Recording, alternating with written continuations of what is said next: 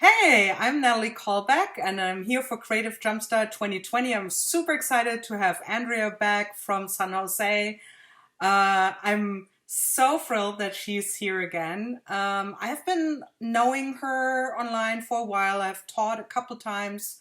I think actually a couple times is true. It's two times at her Yeah. amazing, beautiful store, which she has in San Jose. She invites all kinds of guest teachers. She teaches herself there, and she is super talented, and that's the reason why she's part of Creative Jumpstart again. So, but without any further ado, let her introduce herself first before we have a little chat. Hey, Andrea. Hi, Nat. I'm so glad to be back. I'm just honored. I think when I first asked you about Creative Jumpstart and how you pick your teachers, I wasn't really pitching like, hey, I want to teach, but I was so honored when you said, why? Do you want to teach? I'm like, yeah, of course, I'd love to. So I just feel just so honored to be in the presence of some of the people that I follow, and I love this community so much. So thank you so much for having me back. Oh, I have a studio here in San Jose, like you mentioned, and I've been teaching. I've been in this in a commercial space teaching and bringing teachers in for about 18 years now. And I think I've done the math right. I don't know. People ask me that, and I'm like, I don't know. Like once you get past a certain number of years, you're like, was that 17, 18? It doesn't really matter. it's a Long long time. time. It's a long time, and I love it. I'm blessed to do what I do, and my kids kind of grew up here doing this, and now they're all out of the house, and it's a lot of fun. It's a blessed existence. So thank you so much for having me. It's so wonderful to have you back, and it was a no-brainer. In Yeah. fact, as Andrea just mentioned, I get often asked how people get picked, and there is so many amazing, talented people out there, and I'm always looking for new people as well as having, the usual suspects back over and over again. And it's true, if you don't ask, maybe you are on my radar, but I can't be everywhere. It's really hard to see all the talent that's out there all the time. So shoot me an email if you're interested and you do nice emails. Sorry, I have a little kitten here. And I, just wants to be part of it. exactly. I wanted to put him away, but then I couldn't. So I'm sorry about that.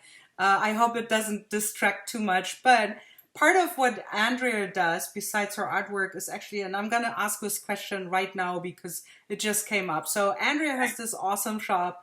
She also has a family, and she's super busy. But on top of that, she also fosters kittens, bottle feds him if they need to, and she's actually the reason why we have an older cat whose name is Bobby Pretzel. Don't ask. So, but like it's so much work, and as you see, I can't even get rid of this little one here right now, doing my job. So, how do you actually find time to be creative with all the stuff that you have? Do you have like a game plan, or you just wing it? What is happening, Andrea? I wish I could say I had a game plan. And in 2020, I'm gonna sit down and sort of brainstorm before that to figure out how to do it better. I feel like time management is not my strong suit, not my superpower. But like you make time for what's important, and that's really the bottom line. Is I think it's important to, save kittens. I love them. We started doing that because my daughter kept asking me, can we get another cat? Can we get another cat? I'm like, no, we can't. My husband had put down like, no more. But he said it was okay that we foster because it's just temporary. And so it's just, in the beginning, it was totally self-serving. It's like, I want kittens, but I can't keep them. And then it turned into just this great service project for my daughter and I to do together. And then I just kept doing that because all my students come in and they're like, where are the kittens? So it's really part of the studio. It's become this cool 2-for-1 thing. You come in and get some kitten therapy and some art therapy and some, just community, being in community. And so I don't know, Nat. I wish somebody had the secret for how to get it all done, but I just do what I can every day. And if kittens are in that bottle feeding phase, they take priority. Right. And otherwise, I try to just get a little bit done every day. Yeah, is that a reason? Is that like changing the kind of projects that you choose to do?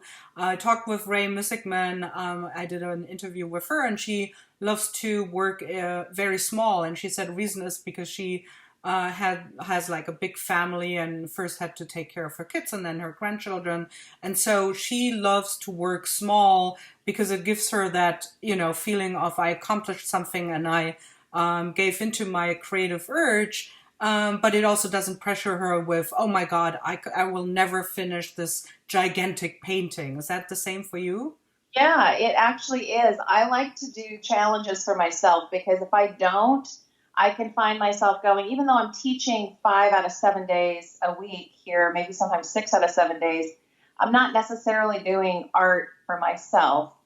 And so what I do is I have these big office windows and I'll put up 100 cards. I have the little 3.5 by 3.5 Zentangle cards that I put up, and I'll just do a little piece of art on that. It's very small, very doable. I have a stack of them on my coffee table at home.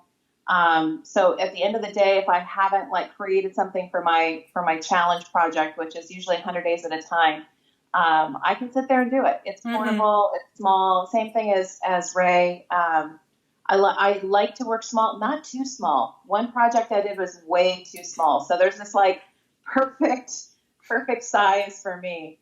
But yeah, it's size and then materials. Yeah. Whatever I can, put my hands on, usually pen or watercolor, a little bit of acrylic, but usually watercolor if I'm sitting on my couch. So. That's so cool. That's a good tip for everyone who says, I really want to create more, but it's really hard for me to find the time. Which is a very good segue to Creative Jumpstart, by the way. Because Creative Jumpstart is the teachers get a theme every year. This year's theme is Superpower, your artistic superpower. And then in January, we release each day, one of the 31 artist videos, which are supposed to jumpstart your creativity.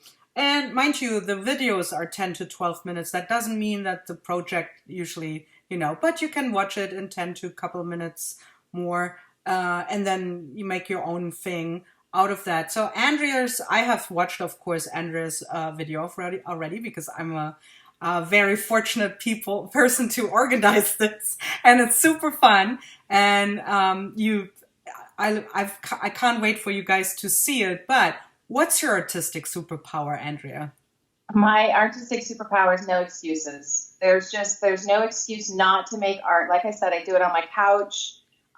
You don't need a lot of supplies with you, and I know it kind of sounds crazy coming from a shop owner saying you don't need to buy more supplies. Like I'm shooting myself in the foot, but you really don't. Yeah, you really don't. You can use what you have, and I preach that a lot in my classes. Like, yeah, you can use what I have. I've got it in the shop for you to buy it, but you can use what you have, whatever it is that you have. You have your kids' Crayolas. You can make art with your kids' Crayolas. You've got a number 2 pencil. You can make art with a number 2 pencil. Right. You don't need a whole lot of stuff, and there's no excuses. Like I said, sometimes I end up on my couch at the end of the day, and I'm like, I'm going to make a piece of art here, and that, there's no excuse. So. And I love how and I can't talk too much about it because you want to watch the video, but I love how you tied your artistic superpower into something with what you just said. You don't need a lot of supplies, and you can have just a little bit of things around you contained, and then you can work with it. So it's really cool. Yeah. So I hope you sign up for Creative Jumpstart. Use Andrea's link on her site, or when she posts it, she will appreciate that. So super excited about that. But what's the one most exciting thing that you learned that's creative, like something creative thing you learned in 2019, since we're almost done with this year? Is there something? You know what? Limiting my choices, and that again goes to my superpower sort of tie-in. Like, I can be more creative, I think, with limited choices. I have a studio full. My studio here is 3,200 square feet. That includes the store and the storage space downstairs. But there are so many choices, but that's not what actually makes me most creative. What makes me most creative is having just a few things.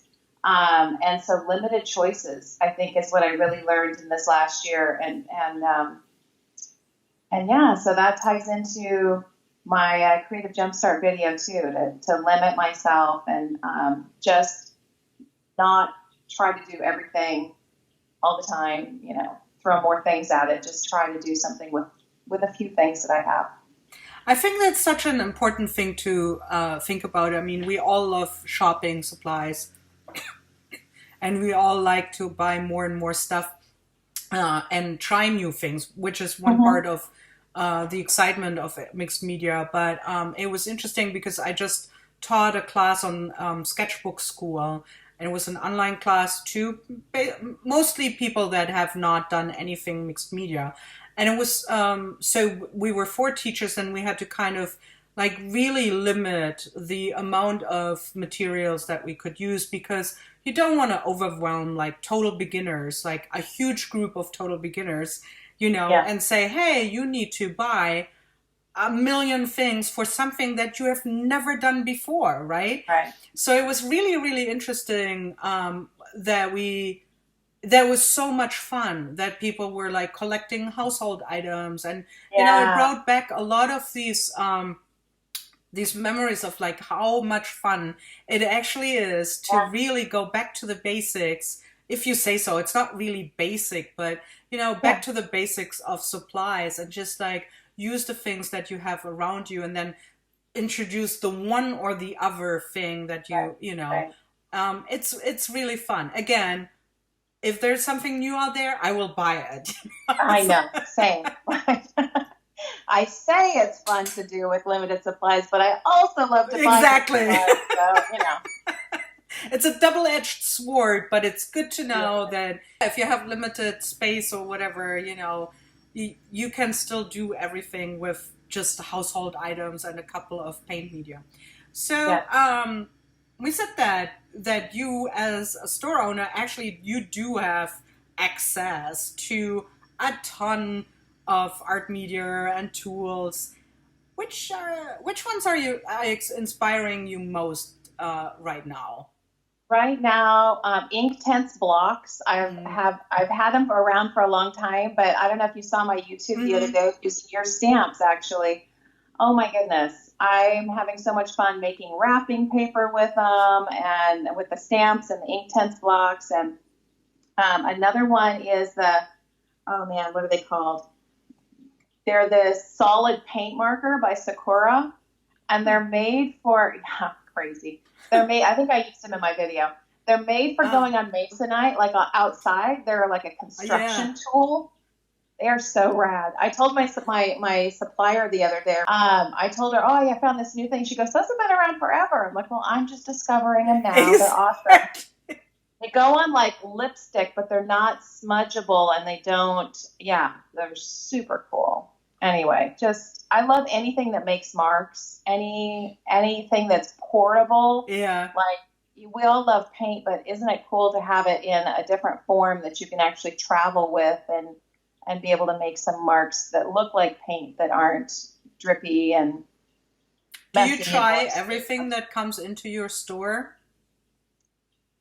Pretty much, yeah. Or sometimes it'll sit on the shelf because I know that I want to try it, and then if it's still there, when I have time to try it, I will. Yeah, that's so cool.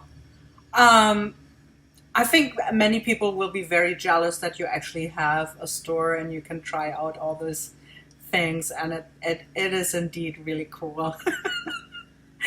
It's fun, and I stock my studio too. I mean, that's really one of the main things. My mission in the beginning of starting the space was that I didn't want people to have to, again, store owner, I didn't want people to have to buy the stuff and just collect it and not use it. So my studio is fully stocked. So my students come in and they have access to playing with that stuff. So imagine walking into your craft or art supply store and have a back room that has it all open and ready for you to just like sit down and play with it. and experiment with it so that you can try it before you buy it sort of mentality. And honestly, I just want people to use what they have. You know, they have access to stuff here where they can try new things so that, you know, they can have it too. But Right. yeah, just be able to get hands on. That's so cool. So what is you said your goal for next year is be able to create a little bit more. Yeah, it's management. So you said this is not your power, but like if there is a different power instead of your artistic superpower, what's your everyday life superpower? Oh, you know what? I thought about that. I find myself just being a really good listener. So just being able to be present with people, like I can listen for hours, Mm-hmm. and sometimes that happens. And just, yeah, sometimes that happens. I have those friends. Um, but yeah, just listening. And then when that happens in the classroom, it's interesting. I mean, it happens not just sitting one-on-one listening, but like I have those mom ears. I can be totally on the opposite side of the studio and I hear somebody say something and I'm able to answer them or like find the supply that fits their need. It came to my benefit recently. I was in the other room of I was washing brushes or something, and I overheard one of my students turn to her friend and say, "Wouldn't this be a great job to have?" And I came out from washing brushes, and I'm like, "If you're serious about that, I actually have an opening." And she's turned out to be one of the greatest workers I've ever had. So, yeah, my superpower is listening, and sometimes it definitely, pays off. And like I have these, they're like, "You heard that?" Yeah, I did. That is actually a very, very good superpower to have. I think that's the, one thing that is a little bit missing oftentimes, that everyone has, of course, like an opinion or something to say, and then it's hard to really listen to the other person and not just try to get your own opinion in, as I just did. No, I'm just kidding. Notice I'm smiling and nodding. All right. Mm-hmm. Yeah. That's true. That is a really cool. I love your artistic and your normal life as artistic. Every interview I'm like, and what's your normal life? As if artist superpowers are not normal. They are very normal. We are all very normal people, actually, as you can tell. So I'm super happy to have you back again, Andrea. I can't wait for everyone to see your video. And yeah, sign up. Where can people find you? aworkofheart.com is the main hub. And from there, you can find me on all social media, Instagram, YouTube, Facebook. Cool. Check her out. Etsy. Yeah, Etsy too. Ooh, what do you do on Etsy? Oh, funny you should ask. I actually, when I videotaped this, I swear I have not had so many mishaps. So I have a lot of the project that I made for Creative Jumpstart. I have a lot of those. I'm gonna, as soon as my video goes live, I'm gonna put those things that we made in my Creative Jumpstart video and put those up on Etsy, so you can have some original artwork from the project from Creative Jumpstart. But yeah, I sell class projects, things that I make, samples that I make in class, and then I also do some custom jewelry work there as well. Very cool. So check it out, the Etsy page too. We will link it up on my blog too. And yeah, thank you so much, Andrea, for taking the time so early on your day here. And see you soon at Creative Jumpstart. All right. Thanks, Natalie. Bye.